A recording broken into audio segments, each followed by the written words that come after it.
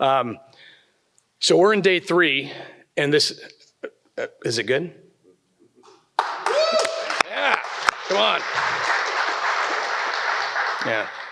So we've been super excited about this event. I've seen so many networking events happen, like people making connections, people sharing ideas, and people absorbing what our distinguished speakers are saying.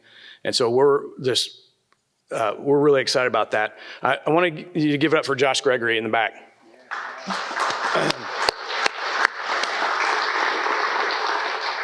We could not have done this without him, and he's done a lot. Rob Cranston, right here down from one of the co-founders of AMCL and the head of our advisory board and a few other things. So, Rob, thank you. But I'll save maybe some of that for closing. But I do I got 2 minutes. 2 minutes. So he's going to be on. So what you may or may not know is, so we are very blessed to have joining with us here in just a couple of minutes, Lieutenant General Frank Donovan from the Vice Commander of the United States Special Operations Command, who has got just a phenomenal human being, a really impressive career. Here at AMCL, when we do intros, we often don't read bios because you guys can go out and find that on the internet. But you should go read the bio because it's very impressive. But he's just a really a great speaker with we're just really blessed to hear from him today. So unfortunately, he wasn't able to physically be here in person, which is fine because we'll have him on the screen.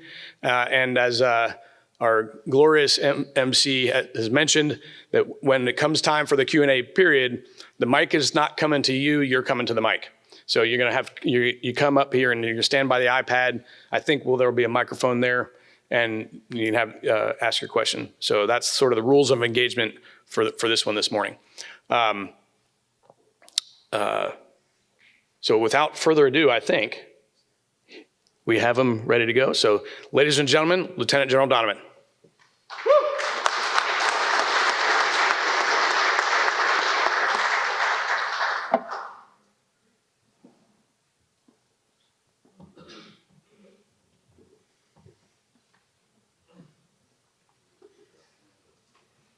For allowing me to bomb in today. Just tell me, are you getting good audio right now? You got me? We just got you. They apologize. They apologize I can't be there. Really wanted to be in person, but for being a Silicon leader, I get a lot of feedback, so I'll apologize, guys, if it's bad. But being a Silicon leader, not stationed in Tampa with the rest of the what we call HackyCon in Tampa. I'm here in the Pentagon doing facing the real battle for U.S. Silicon, which is budget and resources. And this week we're actually presenting our POM 27, our budget brief for 27 for the DevSecDev. And it's been moving around a little bit, and it ended up being a time where I really want to be there in person. Because one, I think Christopher Newport University is an amazing place, an amazing school.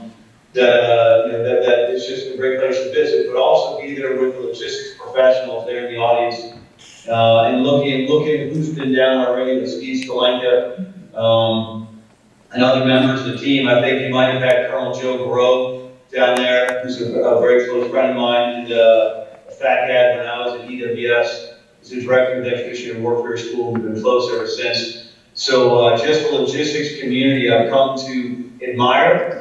And really depend on heavily because of the unique career path I've had, especially being both a BLT and a Marine Expeditionary Unit Commander, Marine Expeditionary Brigade Commander twice, and a whole lot of time at sea. I look at the aspects of the MAGTF, that Marine Air Ground Task Force that I've been so fortunate to be part of in command many different times. As I look at the 3 elements of the MAGTF, I think about the ground element, which obviously I'm familiar with, the aviation piece that brings unique capability, but has a lot of nuances and a lot of talk about risk and how you apply that arm of the MAGTF. When I think about the logistics element of the MAGTF, this could be at the new level of MEF or across the board and across the Marine Corps.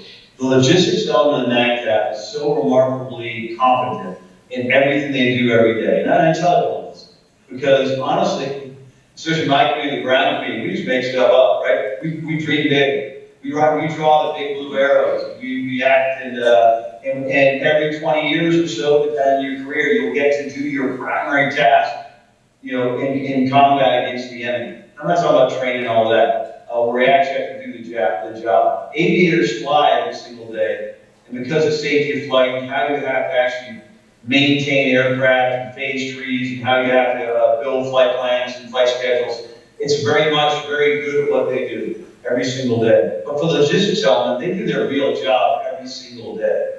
Whether it's peacetime, whether it's training, whether it's war. I find the logistics professionals in your field remarkably competent and great leaders. Because you often need the planning process, whatever joint or Marine Corps planning process, you need a truth teller all the time. Because life comes down to logistics. How far, how fast, and how long. I look at everything that way. How far, how fast, and how long. Because that's the backbone of what we do. And often we on the ground side like to draw the big blue arrow, and we're going to do all these amazing things. And if you don't have your logistician tied in, and even leading the planning effort, especially early phase of planning, you'll be completely off. You will create plans that are not achievable. And when I see that happen on the formations I've had the fortunes to lead, I see these plans being developed. And I look at the planning process, and I don't see the logistician elbow to elbow with the 2 and the 3 at the table. I know the plan is going to be off because we're not dealing in reality. And that's important, especially from an amphibious, MU guy, that I look at everything coming from the sea.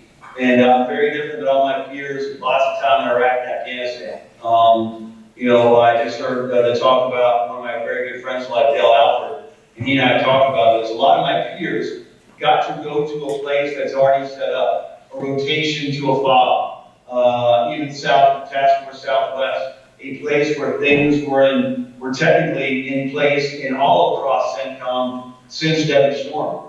Big, heavy Army theater logistics backboning everything we're doing. A large TCN population that can do a lot of the hard work that we technically don't want to do. And open lines of communication generally that will allow us to live and fight the way we want to fight as Americans. As a MU commander or a Met commander looking at a coast from 1,000 miles away, I look at life very, very differently. I'm very much a light ashore at the mentality I always applies. Light ashore, medium from the sea, and heavy follow-on. We cannot afford to think we're going to fight like we fought in Iraq and Afghanistan.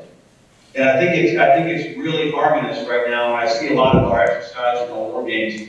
I go to 20 on Palms for us in the Marine Corps, and I see how we use Camp Wilson like a big fob, and unlimited amount of vehicles, unlimited amount of gas, and logistics support. And we act like we're going to fight that way. And so what I thought, I talked about really quickly today is kind of my view of the literal fight. And I always remind everyone, the geography major is not littoral. So if you're saying it wrong.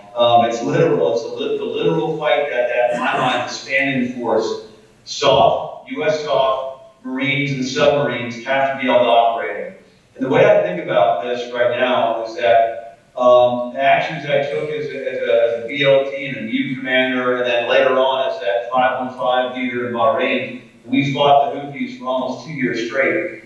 I really learned a lot from the Houthis. Sounds odd. And the lessons learned I'm taking out of the current fights is not Ukraine. It's what happened in the South Red Sea with the Houthis. And I won't pull any punches where for a second time the Houthis have gained and maintained local sea control of Bab el-Mandeb and the South Red Sea. And our answer was just to sail away after losing 3 F-18s and dropping a whole lot of ordnance and just say, hey, we're going to declare peace and sail away. The Houthis were able to actually execute a very effective sea denial, sea control campaign against the U.S. Navy, the U.S. military, U.S. government. And I look at how the Houthis survived in that fight. Very dynamic. They're very robust, and they have very light logistics touches where they can sustain themselves under the onslaught of our most advanced weaponry. And still, while we hit them, they've been launching feeder ballistic cruise missiles into Israel and launching, very active and aggressive missile attacks and drone attacks on our ships at sea. One that we know caused one of our aircraft carriers to pull away at such speed that an F-18 rolls off the side. So I look at the conflicts today, and I think of my past, and I think about, hey, how do we fight in the literal domain as part of that standing force? Again, soft, submarines, and marines. What do we need to think about? And it's not what I knew in Iraq and Afghanistan. It's probably more what I knew at the very beginning of Desert Shield when 7th Marines, we showed up on August 20th in 1990 in Donovan before the first MTS squadron showed up. I mean, we landed off of our aircraft in Tower Air, we marched out in the desert, and that was it. We never returned to a camp or fob for 7 months. And somehow we survived without AC, without a green beans coffee and a DFAC, and massive bandwidth in gyms and protein powder, all the things that have become the American way of war of Iraq and Afghanistan, that we then, and the sad part about it is that how many lives did we lose, primarily in Iraq? Now, if you think about it, in the Western Anbar, doing logistics resupplies to external FOBs and locations that had more to do with lifestyle than lethality. And that's the theme you'll hear from me also, is that logistics are about lethality, not lifestyle. And we have to change the way we look at things. And so, again, I think of logistics and literals. We have to change our calculus. Most of my peers, again, don't really understand this or even agree with me, and that's okay. Hopefully, we'll have some Q&A, and a lot of you all will push back on me and what I'm thinking. But I'm just a practitioner, 37 years of doing nothing but this, right? And I'm trying to figure out and get my arms around how we're going to operate in the literals when people question the validity of our end-to-end platforms. The same time we're buying things like LSMs, which is a small boat that I don't understand, and how the Joint Logistics Network needs to support us. But the very first thing we got to think about is that what's our demand signal? Right? Why is our demand signal for logistics so high? I think a lot about this. I have two of my children, both active duty Marines. My daughter is a sergeant, just finished 7 months of assessment selection at MARSOC, and is there now as an intel enabler. And my son is an infantry officer with MERV D right now in Australia. And just this morning, it's my example, just this morning I'm talking to him. They're getting ready to move their rifle company from Australia to an exercise in the Philippines. And I said, hey, what's going on? How's it going? Well, we haven't done everything contracted yet. Said, what do you mean contracted? Well, where the rifle company's going to go, we need the generators, we need the water, we need the fuel, we need X, Y, and Z. I'm like, wow, it's a rifle company. Interesting. And I said, what do you need the generators? Well, we plug all our stuff in because all of our kit, we walk around like RoboCop these days, all of our kit requires all kinds of recharging batteries and things being developed in FOBs and drive-in vehicles. And that's what we've become on the ground force. I think our ground force is better equipped today, least capable since in the last 37 years I've been in the Marine. And my peers will fight me on it, but I'll push right back. We're so overburdened by kit and overburdened by requirements. When I was a division commander, we stopped sending people to plant bombs, and I made us do our McCrees and all of our exercises in Camp Lejeune because those that have been in Camp Lejeune, it sucks. It's hot, it's nasty, and what you don't get to do is just drive around the desert. So why does a rifle company, infantry rifle company, let 15 JLTVs? I remember being out one night because even as a division commander, I like to be out with my NVGs on and poke around the woods, right? And so during McCree, I went out and we had a rifle company that was being evaluated for their McCree standards for deployment. And I'm out with my aide and didn't enjoy getting out in the woods as much as I did. And we were looking around at night and just kind of knew the company was somewhere. All I had to do is just follow the tracks from all the JLTVs off of one road into the woods, and then about 1,000 meters out, I could hear all the vehicles running. And made the way through the woods, and the grunts were all dug in, a nice little fence perimeter around the JLTVs that were in the center of the perimeter. And I kind of walked through the lines and went to go see a company commander. And he's sitting in an AC-based vehicle while his Marines are dug in. He's sitting there, everything's powered. He's got a cell phone out. He's got a cell phone out. The radios are plugged in. He's working on his laptop. This is a rifle company. I'm like, what are you doing? And he's like, well, sir, I have to participate in the 0-8 tomorrow. I'm going to get my slides in the 0-8 tomorrow. Bad luck. I'm like, what are we doing? And I have to keep the vehicles on because that keeps the radios cool in the back, and it also keeps you cool in the front seat. But so you need to keep your vehicles running at night, requiring more fuel to keep your batteries, your radios cool, because your battalion commander said you need to keep your battery, your radios on 24/7, so I can always contact you and you can come up on chat. A rifle company. And the defense. Really? Is that what we become? I could find them without even trying. And you think about put that in the Ukrainian scenario, how long did a rifle company last? Right? I mean, so those things, so what I'm talking about to a group of logistics professionals is that I think you all need to kind of put a demand on the demand. Why do we need so much stuff? As a new commander, everyone wanted me to take tanks. 5 tanks in a view, because tanks are going to save the world. Hey, I love tanks. I've fought against tanks. I've killed tanks in the ground, back in the Desert Storm days. But the reality is, as a new commander, you want me to take tanks. M60s, how I think about it, is that diesel engine is super reliable and doesn't guzzle gas. You give me an M1A1, okay, that is going to sit, that turbine engine is going to sit, back to back with the other 4 tanks in the M88, in the well deck for 3 or 4 months at a time. I can't get it up and run it and turn it and exercise it. Do you think that thing's going to work when I eventually do put it ashore on an LCAC that can barely lift it in the middle of the Centcon summer? And then I'm going to have to get 1 refueler per day per tank? Yeah, I won't take tanks. I'll take more javelins and tows and APKWS and other ordnance, but I'm not going to take tanks. So again, the demand signals you must have them.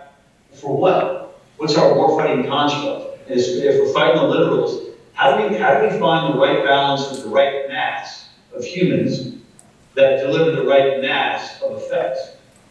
And somehow we believe that humans deliver effects, and I don't believe that. I don't believe that at all. I think about we did an exercise up in Norway as a division commander. There's talks about we need multiple battalions in northern Norway to blunt a potential Russian attack in this war game. Started looking at it, I'm like, wow, unless you shoot a tow or a javelin, why are you going to Norway? Well, because we're going to create defensive positions. Really? Are we? For what purpose? Unless you can kill a tank or an APC, you're just another mouth I got to feed, and someone I got to evacuate when you get wounded. There it is. And the same time, the same exercise, we ran out the exercise. The most northern elements took some big casualties, and it got very emotional for everyone because right away the mess wants to send in the catchback aircraft. I said, absolutely not. There is no gold hour here. We are not going to risk additional resources, Marines and aircraft, to go pick up casualties for some imaginary gold hour. That's just where we are. We cannot afford that. It was a wonderful capability, a social contract we made with the force that's developed since Vietnam, that we could get somebody on the OR table within 30 minutes or an hour. That is no longer valid. And I'm not saying that because I don't want it to be. I'm saying it because it's not real. And the problem is in our planning, we put unusual parameters on ourselves with these ridiculous requirements that we cannot fulfill.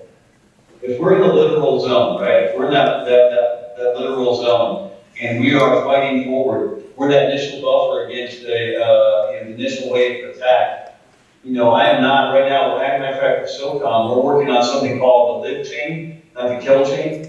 And my challenge for the SOCOM team this year in our exercise called Sonic Spear, the 4-star exercise that we run, our J4 and DARPA and SCO and other elements are running a pilot to figure out how we can go to take an urgent surgical and hold them in place for up to 48 hours.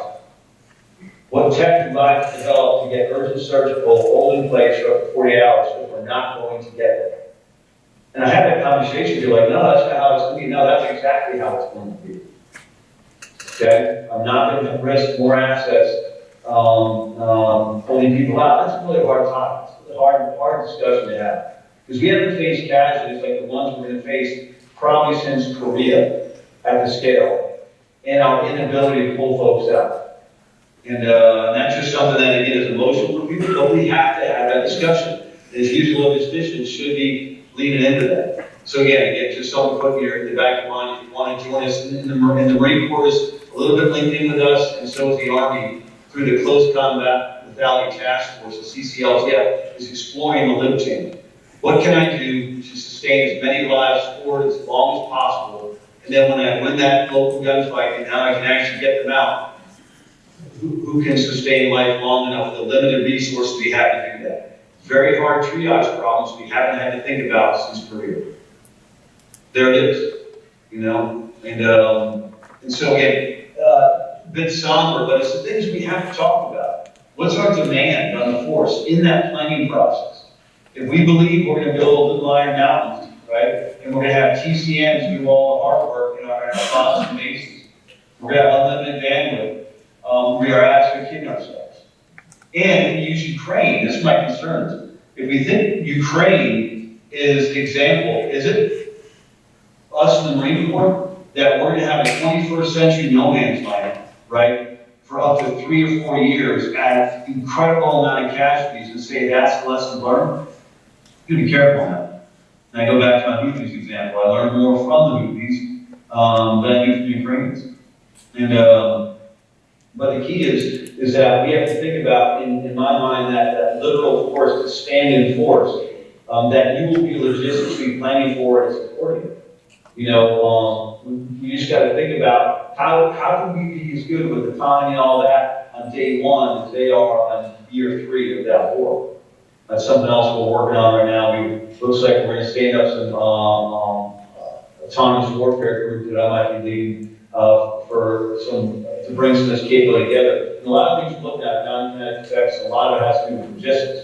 But when you start looking at logistics and autonomy and using a lot of the tools we're thinking about, it becomes very quickly, cube and weight, right?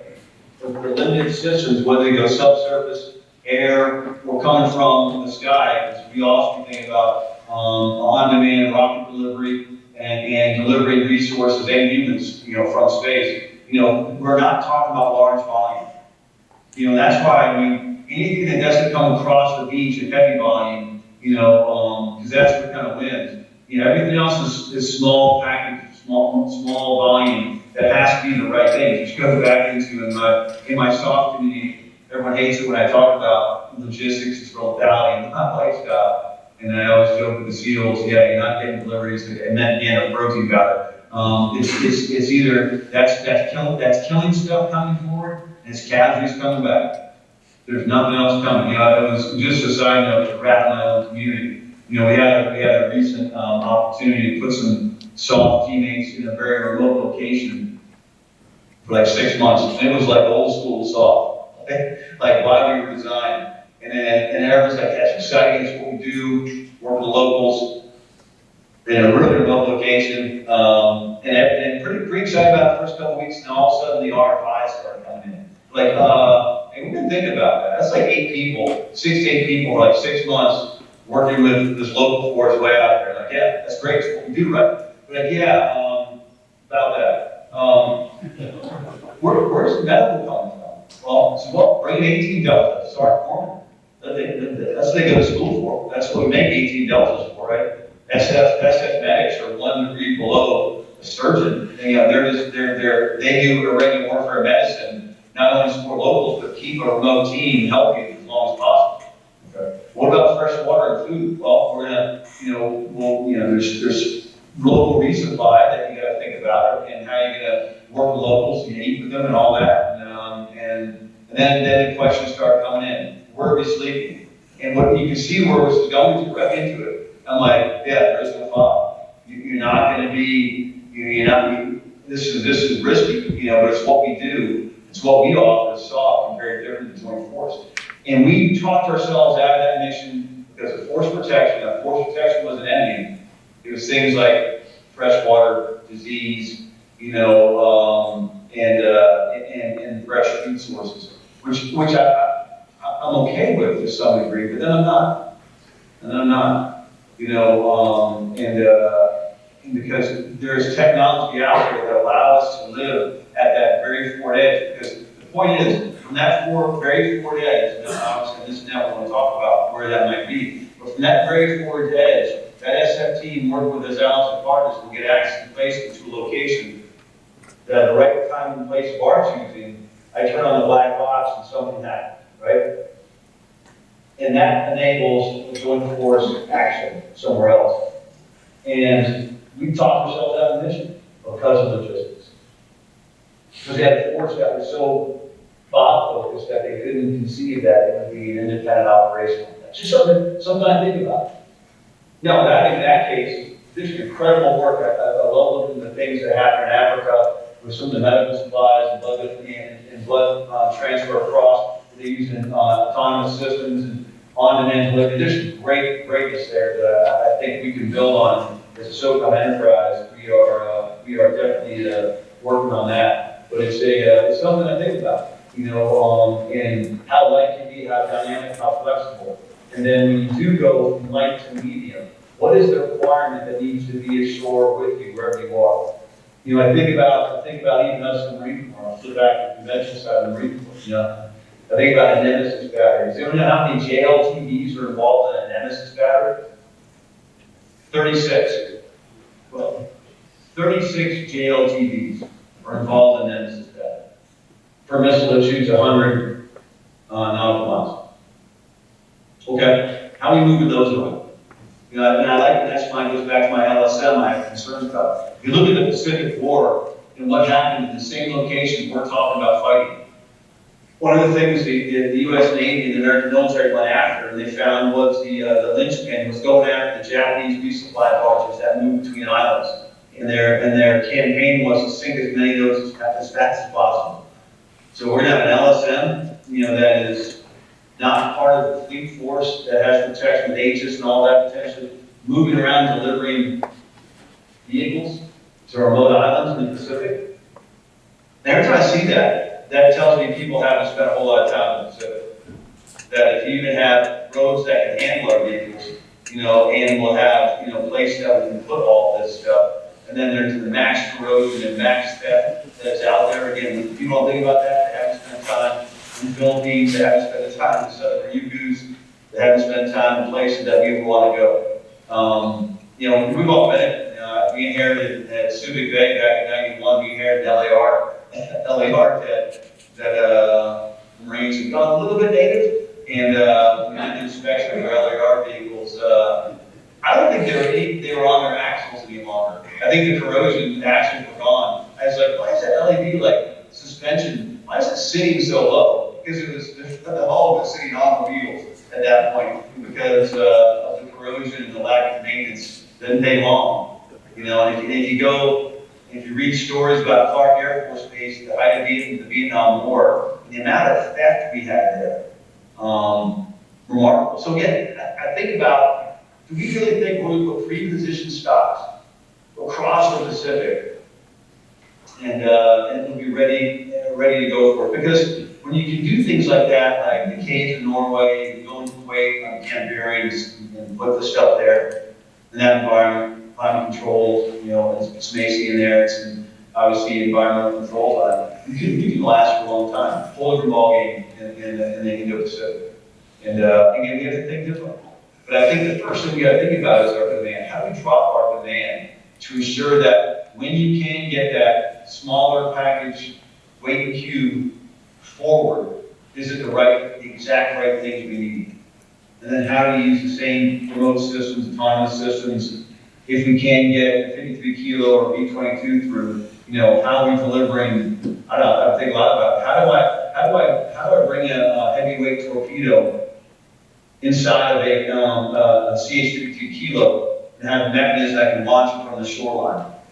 That's value, right? But every time I see these ridiculous images of sling loading LTVs, I'm like, that looks good on the recruiting ad. That is not a realistic way to operate a fight, right? And so we just got to think differently, and I challenge this crowd to do so. And I think the logistics community can help us drive change. For us in the soft community, we're going through the same exact discussion.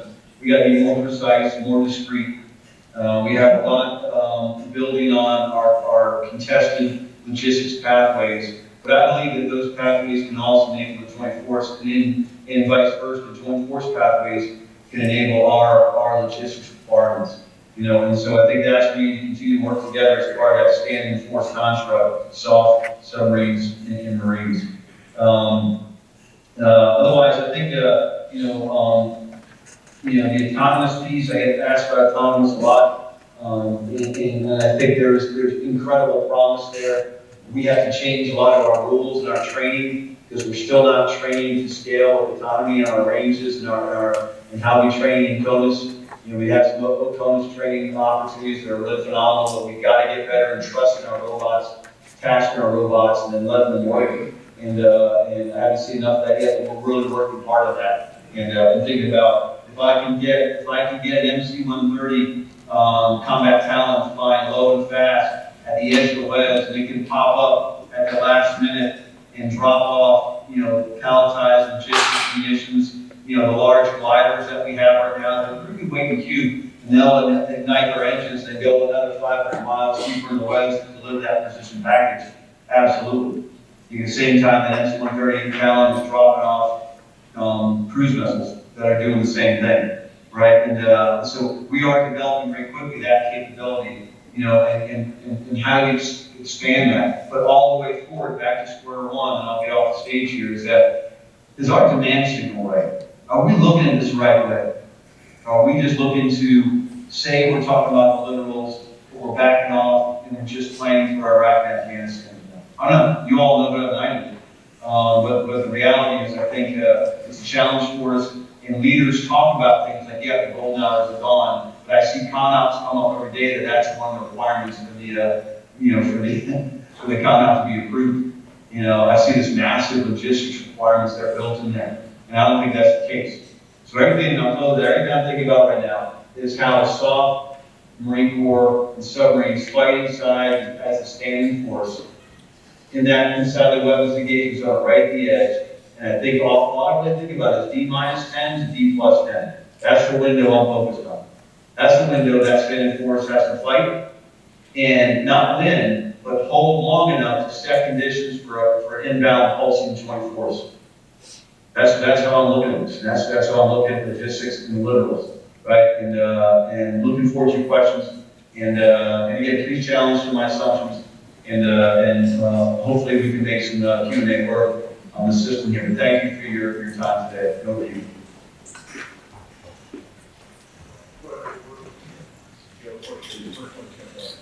Hello, Joe.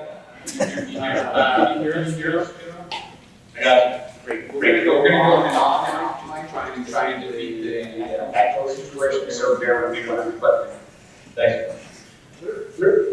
Sir, thank you so much for your time. Speak with confidence, especially in regards to very well received and very So you triggered a lot of thoughts. I want to start with the leaders a little bit of organization. Force during that document 25 years ago at TCS. I believe you forced Lewis and Green as the director of TCS. Uniform and beyond, and logistics, like it's been on your mind. It seems lonely for the district teams. I think again, we'll get a little better than them. I don't think we're there yet. They're very heavy. GLTV is just one of the examples. But in my knowledge, if the end of that was sworn logistic, lighter, assets, once you take a 10% loss on, and you're not using your cheap hardware, that's fine. And potentially things like scale. That seems to be a step in the right direction, but I'd love to get your thoughts.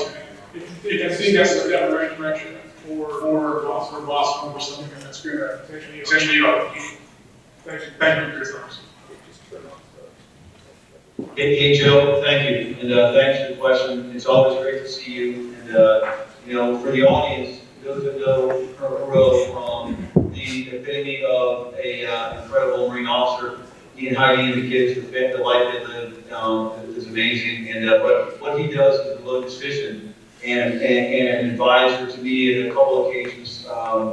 It's been phenomenal. So that I know what he's doing in command right now, and that's why it's good to see him amongst you all today. But hey, so Joe, a couple things, you're right, the JLTV, I thought we were on a good path a couple years ago, to kind of stop the rise of JLTVs, and then we elected not to. I'm watching the Army in the South pick up the ISD, which I think is a very credible vehicle, fits inside 47. But again, when you talk about it, and I think we have to decide as the Marine Corps, this medium weight force that we want to be.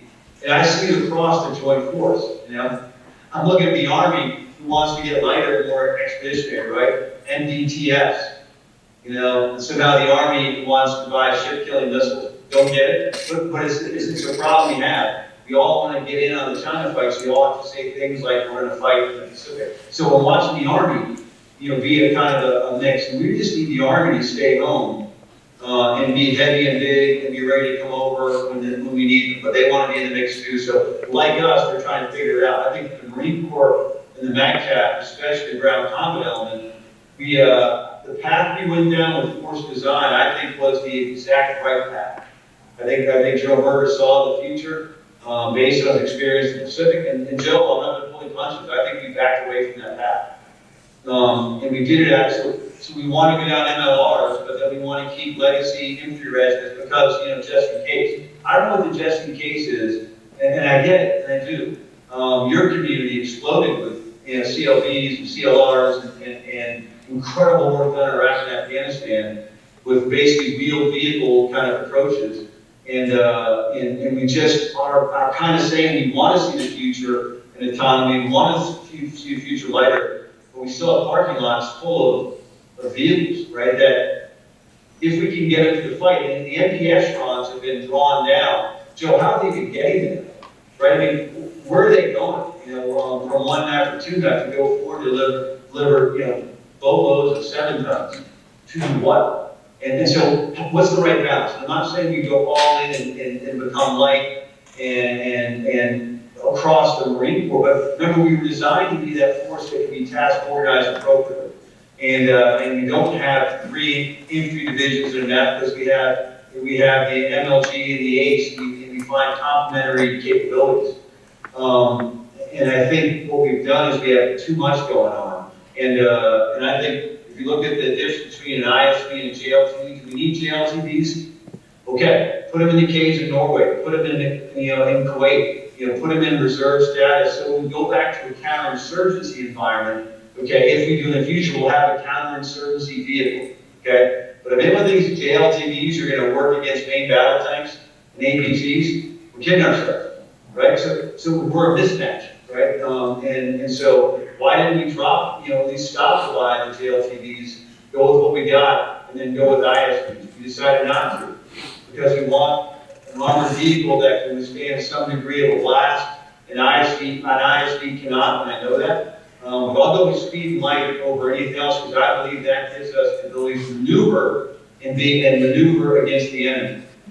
Right now, we telegraph everything we do. The vehicles we operate have certain parameters where they have to be able to operate, and we telegraph everything.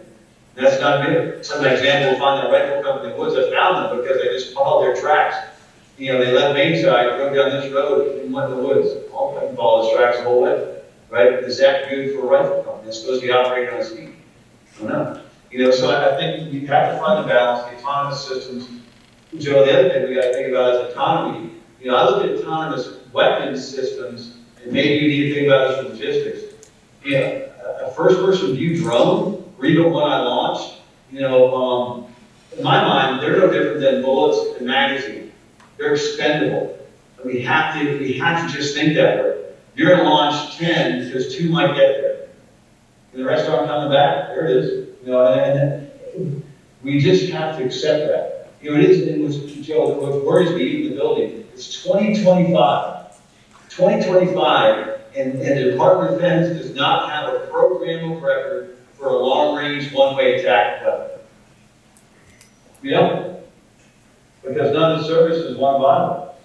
And the DIB doesn't want to make one. I love joking around. Why don't we make it? Because one turn one way. It's not coming back. Right? And you can't make money, you can't make more money off of something that doesn't come back. Okay? So if you're Lockheed Martin, you want to make money 30 years in a row on that one system that sits on a runway or the 6-gear side, where I can upgrade it and put FSRs against it and all that. We, in 2025, after all lessons learned in Ukraine, we don't have a program record for one-way attacks. So the question is, are we embracing this or not? And how much, Joe, do we need to embrace it?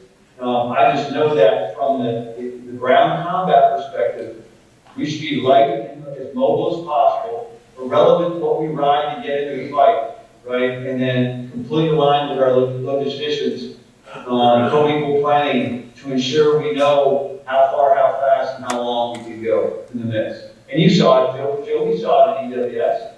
You know, big, far-flung plans. And I love, you know, when the logistician starts off, it's like, oh, that won't work. Yeah, that won't work. You know, but this will, right? And you look at it differently. And I think, Joe, if we forced ourselves back into the days of need, without going to autonomy, I think we'd be more innovative and creative. You know, I think we've lost a lot of our innovation and creativity because we've been able to depend on mass, right? And I think that's impacted our mindset too. So that's my best guess, Joe. I think we need to go further, and I think we need to regain the initiative for design. You know, I'll probably get fired tomorrow. That's okay. 38 years, 37 years, I'm ready. You know, but the reality is, I think there was goodness there. And when I hear people say we need to go back to what? Anbar? National Southwest? Is that what you go back to? Not saying it was bad. Is what we had to do, but it's on the back of Army heavy theater logistics, and that's not what we should be thinking about. Okay, thanks. Another question, please? We got time? We do.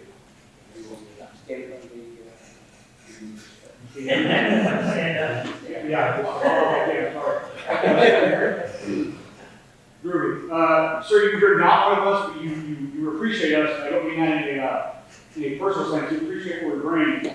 Now, I'm going to challenge what you said. You said it's on us to go and convince and insert ourselves. But 20 years in, maybe 38 years in, we've tried. And you hear a lot of, you know, professionals talk logistics and all these great euphemisms. But we'll be the logistics that stand where those stand up and say, hey, sir, that plant, that dog's not going to hunt. And they tell you, it's yes, don't call me up. How do we compel leaders that from the briefs they seem to understand, but when it comes down to planning, it doesn't pan out? How do we, our silent voice, compel better? I guess how do we sell that message better? Because we haven't done it. Hey, I appreciate the question. It's a great question. And I know I have a different view because being a MAGTAP, a true MAGTAP leader, I'm saying true because, commanding you and META, you have to embrace the low decision. In the planning process, in you drive that interaction and you drive the full involvement of every aspect because you have to, because you don't have a lot, you're operating from the seat, and then you bring the logistics. That's not only your logistics, but the logistics with NIL and the Navy behind you that has to be linked and synced with it. So you're forced into that. So in my new background, I've always seen them fully integrated. I think this ends up being a challenge, but it's a challenge that is a bit self-imposed. And I think, and again, this could be a very long answer. I'll try not to, but I'll tell you. I'm not blaming the logistics community and logistics officer staff and CEOs for not playing a more aggressive role. But I will tell you this, is that I do think what I've seen in the last 20 years, I've been 20 on comms when everyone's briefing the plan. And I have a CLB commander briefing a plan that's not linked to the infantry battalion's plan. It's like 2 equal battalions moving up the Delta corridor. Hey, because I'm a battalion, I'm a combat logistics battalion. I had a battalion with me in Pro Valley, and a wonderful friend of mine, one of my best friends, Marine Corps, that's a Lucas Station, I'm just in general. And, we were the 31st year up in Pro Valley for a month, and, we're in the planning process, like, hey, we can work together. He's like, no, this is my training time. I'm just bringing enough logistics to support my battalion. I'm like, why is this so off? And honestly, I'll trace it back to when we created CLBs, Vice NSSGs. I mean, the MU service support group was supported the whole MU. We created CLBs with a bunch of trucks. They just want to drive around and support themselves. So your own community created a sideline that created command opportunities that were more important. I will tell you that, I think, than being, as a division commander, my top logistician, okay, in the MEF is going to be this inside the CLR and the CLBs. Why isn't the top logistician the G4 in the division? Right? That's not the case. I get someone that is great, but is probably not in the command track. And I think the community has valued command more than actually being logisticians in support of the MACTAP. That might be a challenge for them to hear, but some of the communities drifted to logistics battalion command, vice logistics supporting the MACTAP and the rest of the organization. That's just my thought. But I also see logisticians, like you said, don't fight their way in sharp elbows early in the planning process, next to 2 and 3, and earn their seat at the table. If you're just a silent partner ready to throw the no grenade at the end during the confirmation brief, I have patience for that one time, and then you get the throw punch, right? And my challenge will be to the 3, hey, why didn't you include the logistician? No, my bigger throw punch is the logistician is why didn't you force yourself in and earn your spot at the playing table, right? And that is really hard for you all know the deal, young logisticians that show up in a battalion, that show up in a regiment or MU, okay? But guys like Joe Moreau, guys like Troy Pugh, guys that I've known as logisticians in my life have worked their way in through their professionals and got a seat at the table, and when they speak, people listen, and the 3 and the 2 will take it in. And that's when you don't see the 2, the 3, and the 4 working together, that's when I know that things are wrong. But that's just me. Most of my partners, like you talked about LtGen, they're great. Let's just go. Hey, no, we've got to think about, this as the foundation for before we go into co-ed dev. Do we have a solid logistics foundation going back? If that's the case, have the logisticians on your staff, and then the supporting logistician commands, have they dedicated to be part of the planning process at sharp levels, get at the table, deliver their message well before. That's the best we can do. If the commander doesn't force that, it's an uphill battle, and I know that. But that's the best insight I have. We got to teach our young logisticians how to earn their seat at the table, because like anything else, go walk into a planning space. And I think about Thanksgiving. This sounds weird. Why are you saying Thanksgiving? If I go to Thanksgiving, where all the adults sit at the big table? Where do the kids sit at the little table in the corner, right? And that's usually where the chaplain sits, the PAO, you'll have a good command, local citizens over there. They're like the kids' table. Like, I wish we were at the big table. The big table's like the 2 and the 3 and the sergeant major and the CO, look at the map. Hey, get your young logisticians to get at the big table for Thanksgiving. And the way you do that is you show value early on. But like an infantry battalion, it's Lord of the Flies. No one's asked you to join in. You got to work your way in and earn that spot. But I know that sounds easier than it is. Okay, but it's something I will tell you I'm committed to ensuring that the logisticians in. Because if they're not, I question the validity of that plan. But that's just me because my background has forced me to understand that fact. Where a lot of my peers that claim they're MACTAP commanders, but they're not, they're regimental commanders. They got their stuff, build my box, leave me alone. and I'll get my logistics because it shows up, right?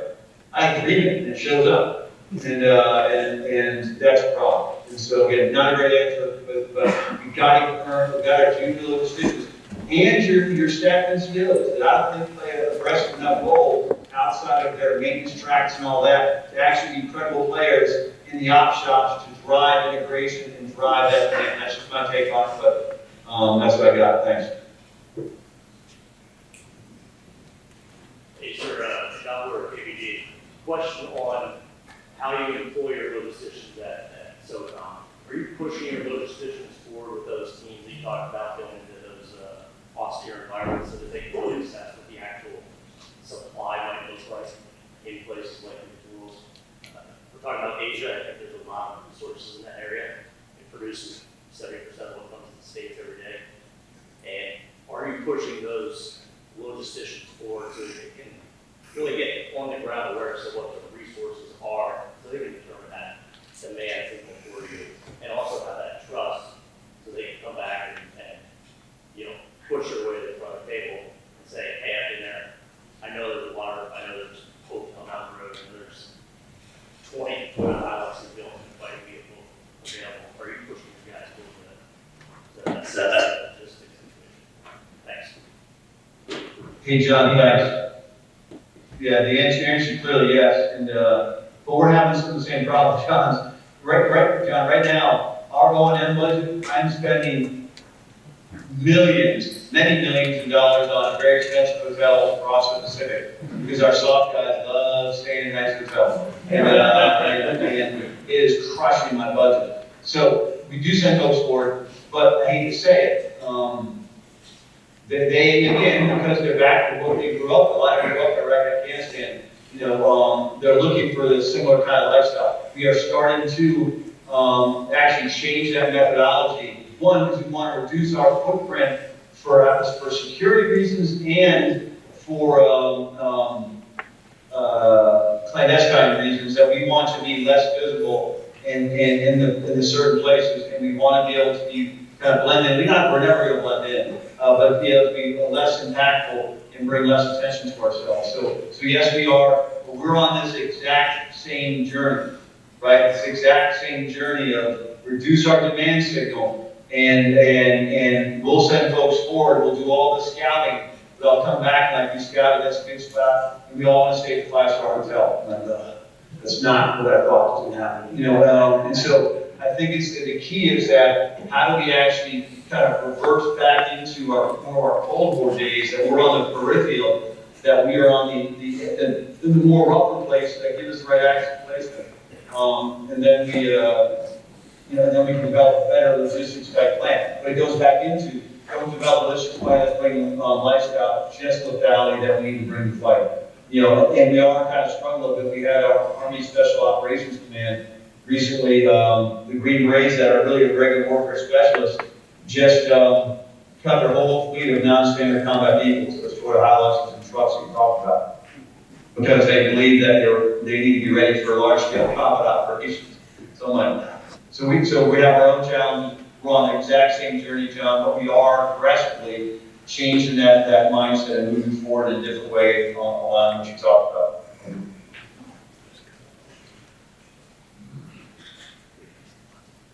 General, good morning. Lieutenant Colonel Lane, DC Aviation. So we made a couple comments about autonomous systems. DC Aviation with LCE, the GC, CVD, we're building the unmanned logistics system, air, also bandwidth systems. Resupply, squad, and time models. These systems require power, training, gear, all these things, right? So to your point earlier about moving faster, lighter, are we missing the mark on developing these bandwidth systems to be able to make sure that we are resupplying into the Pacific, whether it's you all, MLR, Green Berets, whoever it is? What are your thoughts? Thanks. Hey, thanks. I appreciate it. Well, first of all, if DC Air is involved in autonomy, I'm already nervous because they want to claim that everything has to be controlled by the air arm of the NACTAB, which I think is a mistake. But I know what you all are doing, and I think you are on the right path. Because it's again, weight and cube, right? And how long, how fast, and how far. And so I think what I've seen is some really good innovation on this. But we also have to, when autonomy comes there, and I'm not being flippant about this at all. The safety of flight, manned aircraft, teams of unmanned aircraft, it is something we have to be very careful on and think about. And I know that. But I also know that we've been so far behind as far as our evolution of autonomous systems. Now, really, I struggle with the fact, I think I saw a video of, Colonel Scott Palma, who's one of our big brains in the United States Marine Corps, his drone element up at Weapons Battalion in Quantico.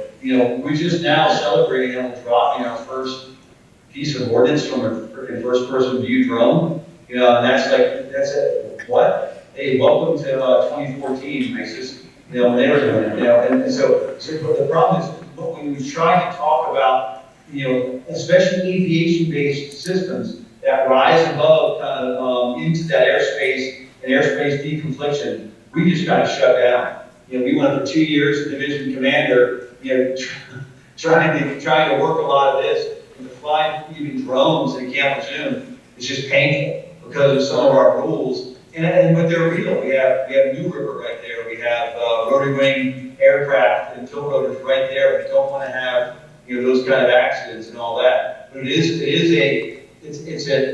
got to think differently, and that's where those AI, ML tools, and they really help with deconfliction. And then, are we building enough mass, critical mass? And then when we do finally launch the wave, maybe a swarm of logistics and pick up casualties coming back, are we willing to let the robots operate and run independently? And that's a challenge for a lot of people. And I just think that we're still held up on one person, controller, first person view, check, it's all working. And when we need to really very rapidly move past that. I know the team is and do incredible work. But every time we get somewhere, we put kind of self-impose some rules that I think and regulations that stymie us from kind of fully embracing, which there is a whole lot of risk there. I'm not saying little sky, little bullet, big sky kind of stuff, because it's very, very serious. But we just have to be careful that we don't apply manned aviation mentality to the development of our autonomous systems, especially airborne systems. That's what I'm thinking. I think the same thing in surface systems also. But it's just something we have to keep an eye on, that's all. But I think we're moving in a really good direction. But again, the demand signal has to be understood before we start on down the developmental path on large volume capabilities. We know by air, it will never be enough. Okay, it will never be enough by air. It's been proven over time and time again. We have to come probably from the sea to deliver something. But be smart about it. So thanks. So Kirk Spengler with Ansel, once again, thanks for coming. I think we have maybe one or two more questions here. I want to go back to time in your battalion, because you mentioned resourcing, you mentioned combat development. And back, again, it's Al-Anbar, but in one 7-month deployment, that infantry battalion spanned the entire spectrum of conflict, where up front, Operation Steel Curtain, 2 battalions online, Army Block to the north, LAR Scream to the south, resupply tank rounds in the attack, very kinetic. That same infantry battalion with the same kit changed their TTP. By the end of that 7-month deployment, it was 16 company platoon-sized positions planted around 400 square kilometers of battle space bifurcated by the Euphrates River and sustaining all that. We created those during that deployment for going counterinsurgency towards the end. One of the lessons from that, though, was on the infantry battalion, they changed their TTPs and they performed a new mission, but it was the same battalion, same kit. On the logistics side, we were scrambling a little bit because there was an entirely different equipment set that was required to sustain positions across 400 square kilometers than up front where we were combat trained filtering. So you mentioned Pentagon, Tom cycle, and we got some combat developers in the room. the way in which we fight has, on the logistics side, has an enormous impact to the equipment set, and certainly that's run by the Air Force. But by the end, it was, an Army heavy equipment transport squad put my bacon for carting heavy engineering equipment around battle space to construct positions and place fuel bladders and do great things and have power and all that. So what would you say to the combat developers if we haven't quite decided how we're going to fight in the Indo-Pacific? What kit are we, what are we investing in? Hey, Kurt, thanks. That's a great question, and I appreciate you highlighting in a time of steel curtain and the incredible work of those NAVTAC elements that were there, and really tough fighting. But it highlights the fact that you can lead that the three-block war, General Kulak approach, or the two-fisted fighter, from a Madison approach, where we have to have our Marines and sailors be able to flip between a heavy steel curtain direct kind of assault type piece to that more distributed counterinsurgency piece. It's a great story of success in many ways, and then questions some other things that I won't get into. But I think the life brought up, and it's really that our Marine sailors, most on first turn enlistment processes, do amazing things. We know that. We also take a lot of casualties doing that, but I'll leave that alone for a second. But I think what you just talked about does highlight everything. When you tell me tanks and steel curtain and Anbar, those tanks were supported by a huge Army theater logistics backbone, and while incredibly dangerous, a logistic pipeline that would by contractors and TCNs that made all that work, right? And that's where I'm also critical of that sometimes. If we evolve into so we say steel curtain was 2006, right? I think somewhere around there, 5, 6, 7 in there. If we evolve to that point, that's 3 years after the march up, okay? And even the march up was built on heavy theater logistics that were in place since Desert Storm.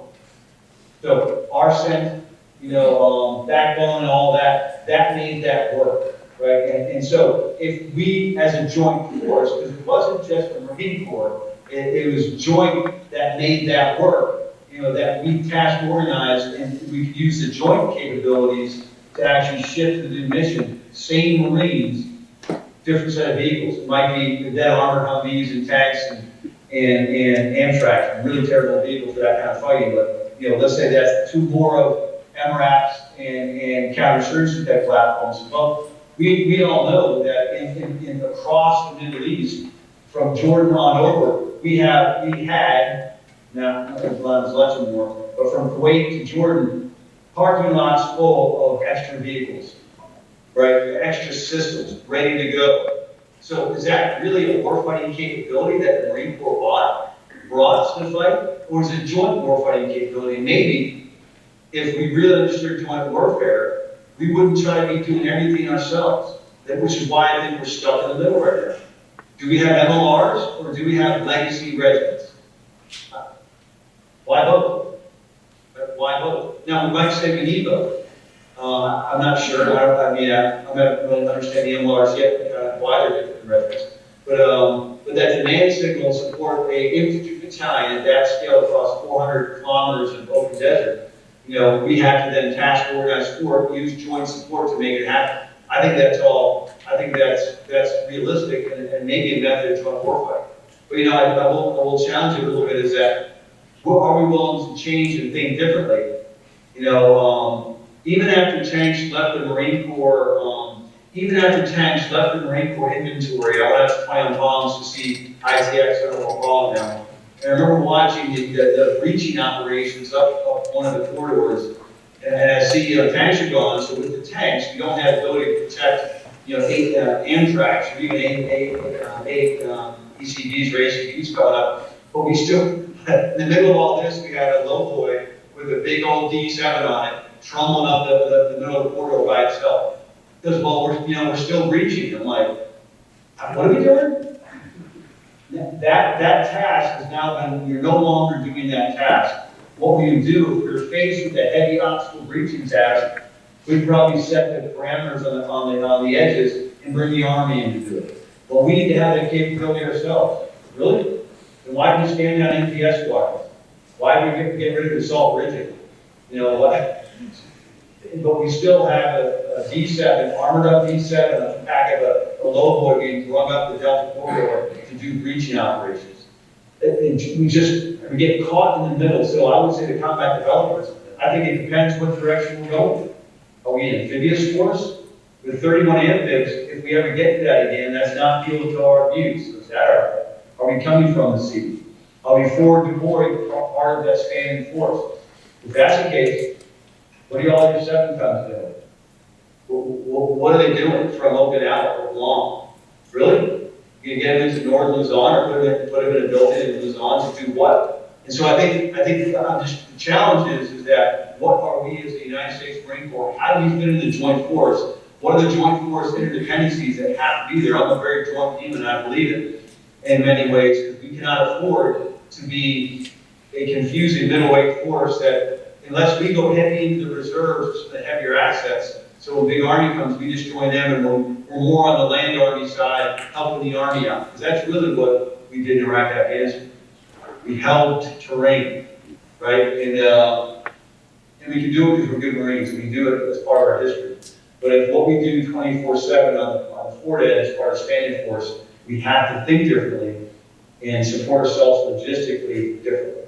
But if we get caught in the medium ground, that we're kind of a cat, kind of a dog, then our demand signal on our combat developers will be confusing. And I do think it is right. The bottom line is we'll figure it out. I'm Marines, you get shit done. But the reality is, we just have to be careful. How do we fit in the joint force? And then how do we put a demand signal on the joint force to support us? So if we develop in 3MEP, are required to move those Nemesis batteries around the Pacific. And that's a valid requirement for the Joint Force Commander to 3MEP. And 3MEP asked the Joint Force, in the PACOM J4, we need logistics lift to move our Nemesis batteries around. The answer is, we're not going to provide it for you. Then it's a strategy resource mismatch. Is that really a task? We don't ask that question. We just go out and contract all the LC-2000s from the Kuwait, right? And then do you move our stuff around the Pacific? Is that the right path, or is that just an easy answer? And we're treating Okinawa like a big foul. I don't know. I'm trying to put this together myself. Again, sound negative. I'm not. I'm just telling you that I think we have to think differently, and we just have a little bit of a hard time. Is that a great example of Anbar during that time? Incredible heroic actions, great, good to go. All built on heavy Army theater logistics that backbone everything we did. So that's how we're going to fight. We want to fight that way. We'll wait for the conflict where very heavy Army theater logistics in place, then we'll come over and do our thing. We got to be careful of that. Because in the budget battles, we need a Marine Corps that does just that. Anyway, so that's my answer. I know I'm probably over time. I literally can talk about logistics all day long. It's so important. I'm not just giving you, the normal things. Hey, logistics is all important. Of course, if you don't think it's important, you're really kind of lost in the sense of, and I talked about our J2, our J2, the intel officer for U.S. SOCOM, the Army One-Star. He said, he heard you were talking, he goes, hey, sir, his comment has always been the lethality starts with logistics. Yeah, it does. And I said, yeah, I agree. It's not a slap in the back like, well, logistics is wickedly important in everything we do, the backbone of what we do. So, anyway, that's my thoughts. And I appreciate the time you all gave to kind of rant and rave a little bit this morning. But I'm excited about the conference and what you've done. Hey, General, I just wanted to say, we want to go into a process, probably speaker system, and feedback. So, the audience will pause for you. We really appreciate if you take the time right today and give us the extra time to answer these questions. There are a lot of questions around that. We just don't have time to show again. Thank you very much. We appreciate it. The Association of Marine Corps Logisticians appreciate it. And we hope to have you back next year. All